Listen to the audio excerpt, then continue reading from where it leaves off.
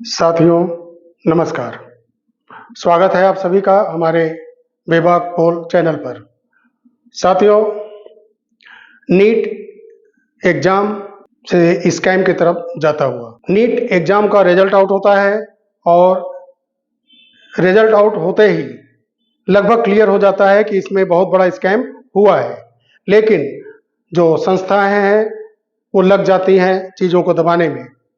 NTA आता है, बोलता है कि परीक्षाओं में ट्रांसपेरेंसी थी, बहुत ही पारदर्शिता से परीक्षा किया गया। सिस्टम लग जाता है दबाने के लिए, लेकिन स्कैम इतना बड़ा था, पाप इतना बड़ा था कि वो खुल ही गया। ऐसे सिस्टम में जहां एक जो एनटीए है ये भ्रष्टाचार को दबाता है, छात्र चीज़ों को समझते हैं, मामला कोर्ट तक जाता है, कोर्ट नोटिस जारी करता है एनटीए को और एनटीए चीज़ों को जांच करने के लिए बोलता है। मामला बढ़ता है, मामला ईओयू तक जाता है, वो नोटिस जारी करता है, वो जांच करने के लिए बोलता है एनटीए को, अपने देख रेख में जांच करता है और मामला खुलता है परत दर परत। और कई छात्र ऐसे मिलते हैं जिन्होंने चेक के जरिए पैसे दिए, लाखों रुपए दिए और क्वेश्चन पेपर को खरीदा गया और डिक्टेंशन तक मार्क लिए गए। एक सवाल है ऐसे अभिभावक से, जो मैं तो ये सीधा कहूंगा कि वो हाई स्कूल से लग गए होंगे। जब वो 10th का एग्जाम देने के लिए छात्र गया होगा तब से वो अभिभावक लग गए होंगे चीटिंग कराने के लिए।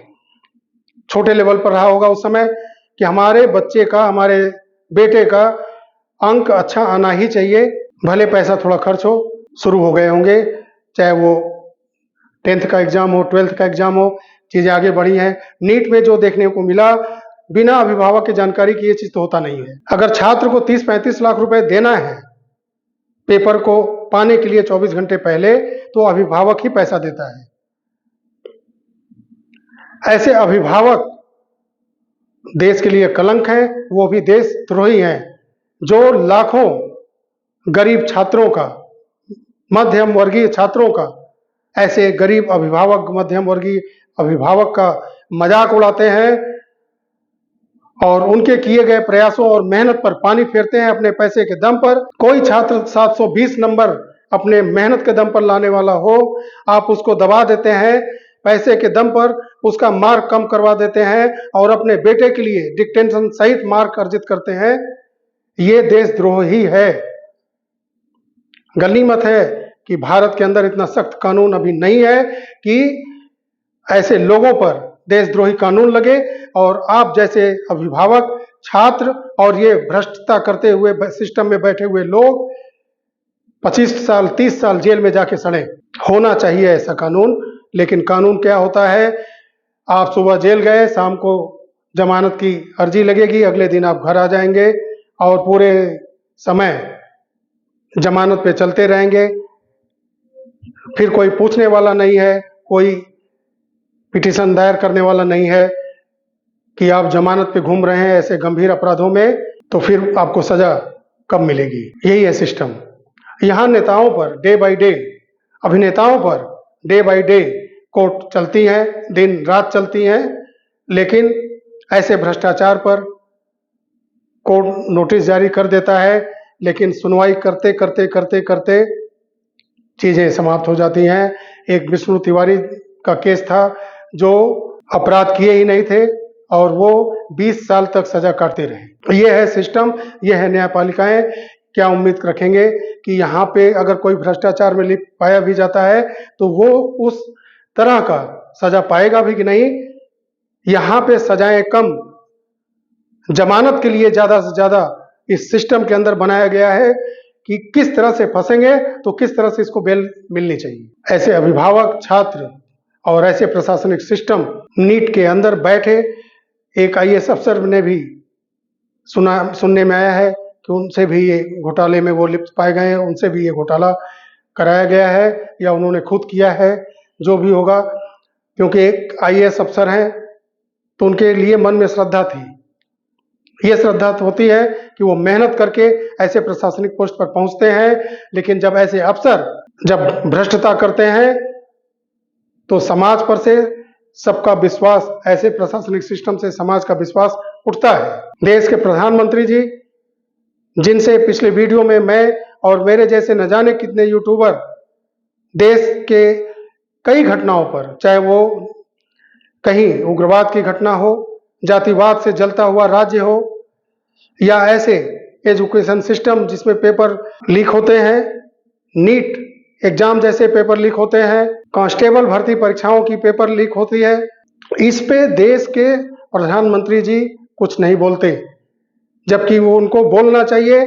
आप हर वर्ष छात्र छात्राओं के बीच में जाते हैं, परीक्षा पे चर्चा करते हैं, आप उनको मोटिवेशन देते हैं, लेकिन ऐसे बड़े बड़े, जिसका इस देश के ऊपर ऐसे छात्रों का बहुत असर पड़ने वाला है, इतने बड़े बड़े स्कैम हैं, अगर ये पैसे के दम पर डिटेंशन मार्क लेके चले जाते हैं आगे, तो ये छात्र क्या सेवा करेंगे? रोग कुछ है, दवा कुछ देंगे, इंजेक्शन कुछ और देंगे, मार डालेंगे समाज के अंदर मरीजों को भी। और ऐसे एजुकेशन में अगर शिक्षक जाते हैं तो वो छात्रों का भविष्य ही बर्बाद कर देंगे। जब वो कुछ नहीं जानते हैं, खुद पैसे के बल पे आए हैं, तो वो क्या बच्चों के साथ सच्ची सेवा देश के लिए देंगे? आपने देखा होगा बहुत सारे वीडियो, ऐसे बहुत सारे शिक्षक हैं जिनके क्लास में जाते हैं पत्रकार बंधु, जिस क्लास में बैठे रहते हैं, 9th में हो, 10 में हो, 7th में हो, उसका स्पेलिंग वो नहीं लिख पाते, टीचर भी नहीं लिख पाते। जिस क्लास को पढ़ा रहे हैं उस क्लास के बारे में वो नहीं बता पाते कि वो किस क्लास को पढ़ा रहे हैं, वो 5th है, 6th है, 7th है। साल के 12 महीने वो इंग्लिश में नहीं लिख पाते टीचर, ना उस क्लास के बच्चे लिख पाते हैं। जनवरी, फरवरी, मार्च, अप्रैल नहीं लिख पाते वो इंग्लिश में।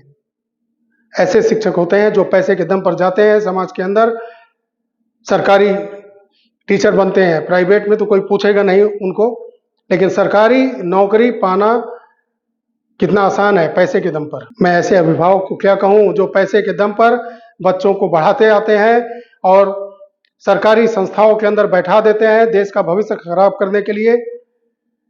कोई डॉक्टर बन करके जान लेगा, कोई टीचर बन करके उससे भी खतरनाक काम करेगा, एक क्लास में बैठे 60-70 छात्र छात्राओं का भविष्य बर्बाद करेगा। देश के अभिभावक पैसों से योग्यताएं अपने बच्चों के लिए जो खरीदते हैं, ये देश के लिए देशद्रोह से कम नहीं है।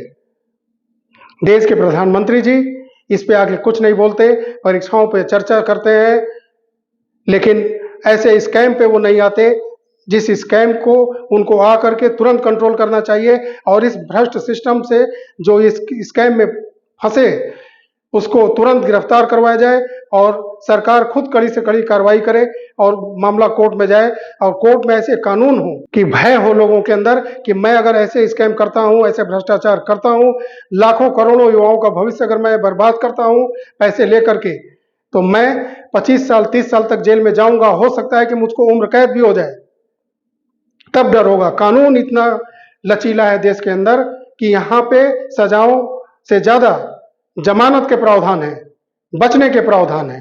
ऐसे वकील लोग को मैं क्या कहूं, ऐसे निभाते तो अपना धर्म है, कर्म है, उनको तो ऐसे लोगों को बचाना अगर है तो उनको फीस चाहिए, बचाएंगे। लेकिन ऐसे लोगों का, वकील लोगों को भी केस नहीं लड़ना चाहिए जो समाज के लाखों लोगों का भविष्य बर्बाद करते हैं। ऐसे भ्रष्ट सिस्टम के लिए, ऐसे प्रशासनिक अफसरों के लिए ऐसे वकील लोगों का बिल्कुल दूर हो जाना चाहिए कि आप ऐसे स्कैम किए हैं, आप ऐसे मामले में लिप्त हैं कि आपका केस लड़ने का मतलब है कि लाखों छात्र छात्राओं के साथ, उनके भविष्य के साथ मैं भी खिलवाड़ कर रहा हूं। उनके साथ न्याय होने दिया जाए, मैं इस केस से पीछे हटता हूं और आपने जो गुनाह किया है तो आप उसकी सजा भुगतें। लेकिन ऐसा होगा नहीं, क्योंकि मेरे या किसी ऐसे समाज में जो वीडियो बनाता है, चिल्लाने कहने से चीजें खत्म नहीं होंगी। ना नेता बदलते हैं, ना सिस्टम बदलता है। 2014 में इसी भ्रष्टाचार के वजह से एक सरकार बदली थी, नई सरकार आई थी, जनता ने चुना था भ्रष्टाचार को खत्म करने के लिए, लेकिन नेता दल बदलते गए लेकिन मानसिकता नहीं बदली, भ्रष्टाचार नहीं बदला। 3 बार गवर्नमेंट चुनी गई, लेकिन हमारे प्रधानमंत्री जी ऐसे मुद्दों पर देश के सामने नहीं आते हैं, ना बोलते हैं, ना कार्रवाइयां करते हैं। वहां पर डबल इंजन की सरकार भी है लेकिन कोई कार्रवाई नहीं है, वहां का भी सिस्टम पूरा चुप है और देश का सिस्टम भी पूरा चुप है। जबकि प्रधानमंत्री जी से उम्मीद है कि अगर आप सामने आना शुरू करेंगे और खुल के कार्रवाइयां करना शुरू करेंगे, आपकी सरकारें रहें या जाएं, लेकिन एक मैसेज जाएगा समाज पे कि देश का प्रधानमंत्री एक छोटे या बड़े भ्रष्टाचार को हल्के में नहीं लेता और वो आकर के सीधा कार्रवाई करता है। और ये भय समाज के अंदर जाएगा, ऐसे अभिभावक के अंदर डर जाएगा, ऐसे छात्र के अंदर डर जाएगा, ऐसे प्रशासनिक सिस्टम के अंदर बैठे प्रशासनिक अधिकारियों के अंदर भय जाएगा कि देश का प्रधानमंत्री ऐसे भ्रष्ट सिस्टम पे कठोर कार्रवाई करते हैं। डर होगा, डरेंगे। और आप ऐसे संसद में कानून बनाइए जिसमें जमानत का प्रावधान वाकई कम हो, कम से कम समय में जांच हो, तथ्यों को सामने लाया जाए, फिर कठोर से कठोर कार्रवाई हो, ताकि गरीब बच्चों का भविष्य बर्बाद ना हो, गरीब अभिभावक का जो उम्मीद है बच्चों से वो धूल धूसरित ना हो। मैं आशा करता हूं कि देश के प्रधानमंत्री जी सामने आए और ऐसे घोटालों का पर्दाफाश करें और ऐसे बच्चों के साथ न्याय करें जो ईमानदारी से पढ़े हैं। आप ऐसे सिस्टम पर पर्दा ना डालें जो पैसों से खरीदा गया है, पैसों से जो योग्यता हासिल करना चाहता है। आपके प्रशासनिक सिस्टम के अंदर बैठे करोड़ों रुपए लेकर के बैठ जाता है, आप चुप रहते हैं, आप समाज के अंदर देश के सामने आकर के कुछ नहीं बोलते। ये गलत संदेश है समाज के अंदर। साथियों, आशा करते हैं कि इस स्कैम से पर्दा उठेगा और जो गुनाहगार है, चाहे वो छात्र हो या अभिभावक हो या इस सिस्टम के अंदर बैठे भ्रष्ट अधिकारी, कठोर से कठोर कार्रवाइयां होंगी और जो मध्यम वर्गीय गरीब बच्चे हैं जिन्होंने मेहनत की है, उनके लिए एक उज्जवल भविष्य आगे होगा। इसी कामना के साथ मैं इस वीडियो को यहीं समाप्त करता हूं और उम्मीद करता हूं कि भ्रष्ट सिस्टम धीरे ही धीरे सुधरे। हमारा काम है ऐसे वीडियो, किसी दल से हमारा मतलब नहीं है, किसी दल से मतलब नहीं है, किसी धर्म जाति से हमारा मतलब नहीं है। हमारा मतलब यही है कि सत्य तथ्य को, सही चीजों को आपके सामने रखने की कोशिश करना और ऐसे नेताओं को जो चुप हो जाते हैं, ऐसे भ्रष्टाचार पर नहीं बोलते और इस सिस्टम में ही आए वो भ्रष्टाचार को खत्म करने के लिए, लेकिन वो चुप हो जाते हैं, कुछ नहीं बोलते। तो किसी का अगर दिल दुखता है तो दुखे, कोई भी दल वाला अगर तकलीफ में होता है तो हो, उससे मतलब नहीं है। कभी उनकी बारी, कभी उनकी बारी, जो भी गलत करेगा, हम लोग का काम है समाज के लिए आवाज उठाना, हम उठाते रहेंगे और भ्रष्ट सिस्टम को सजा दिलाने के लिए कोशिश करते रहेंगे। और समाज के अंदर जो ऐसे भ्रष्टता में लिप्त होगा, जो पैसों के बल पर योग्यताएं खरीदेगा, उसको भी सजा दिलाने के लिए हम पुरजोर कोशिश करेंगे कि कोई भी अभिभावक, पैसे वाला दबंग व्यक्ति गरीबों का हक न मार सके, गरीबों के शिक्षा का, गरीबों के टैलेंट का हक वो न मार सके, गरीब अभिभावक की आकांक्षाओं, अभिलाषाओं का अंत न कर सके। वीडियो अच्छा लगा हो तो आप लाइक करिए, शेयर अवश्य करिएगा, चैनल को सब्सक्राइब जरूर करके जाइएगा। जब तक आप सब्सक्राइब नहीं करेंगे, लाइक नहीं करेंगे, तो ऐसे वीडियो बनाने के लिए हौसला नहीं मिलता है। आप लाइक जरूर करें ताकि मेरा हौसला बढ़े। चैनल को सब्सक्राइब अवश्य करें और बेल आइकन को जरूर प्रेस करें कि मैं कोई भी अगर वीडियो बनाता हूं तो बेल आइकन अगर आप प्रेस किए रहेंगे तो तुरंत ये वीडियो की नोटिफिकेशन आप तक पहुंच जाएगी। मिलते हैं अगले वीडियो में, तब तक के लिए नमस्कार, जय हिंद, जय भारत, वंदे मातरम।